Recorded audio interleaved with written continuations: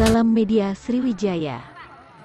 Roadshow Bas KPK Jelajah Negeri Bangun Anti Korupsi hadir di depan rumah dinas Wali Kota Palembang, Jalan Tasik Kambang Iwa untuk menjumpai masyarakat Palembang. Jumat tanggal 8 September tahun 2022, hadir selama 3 hari dari tanggal 8 hingga tanggal 10 September tahun 2022 tersebut dihadiri Wali Kota Palembang Harnojoyo, Wakil Ketua KPK RI Alexander Marwata, Ketua DPRD Kota Zainal Abidin, Sekda Kota Palembang Ratu Dewa, Kadinas Pendidikan Provinsi Sumsel, Kadinas Kominfo Kota Palembang, TNI dan Kepolisian Polresta Palembang serta pejabat di lingkungan Pemprov dan Pemkot Palembang.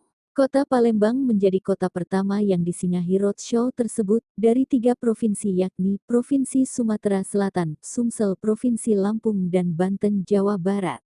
Wakil Ketua KPK Alexander Marwata mengatakan, roadshow bertujuan untuk mengedukasi seluruh kalangan masyarakat, mulai dari anak-anak paut hingga dan aparatur sipil negara ASN ini untuk menggunakan isu-isu pemberantasan korupsi dan secara real hadir di tengah-tengah masyarakat untuk mensosialisasikan program-program anti korupsi.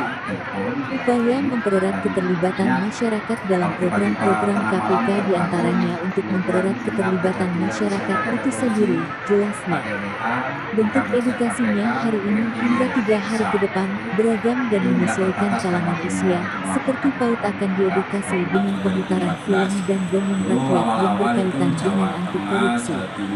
Dan kaum milenial akan ada edukasi yang dikemas dalam game, dan ASN akan dilatih sosialisasi cara melapor harta kekayaan LHKPN dan gratifikasi kuliah umum, sosialisasi pengaduan masyarakat serta peninjauan layanan publik.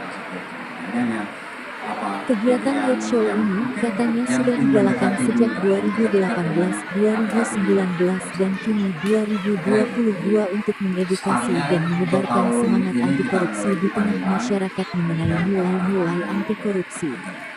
Sementara itu, Wali Kota Palembang Harnojoyo didampingi Sekda Ratu Dewa sangat mengapresiasi kegiatan roadshow KPK ini dan Pemkot Palembang telah mempersiapkan roadshow itu secara matang yang melibatkan seluruh elemen masyarakat.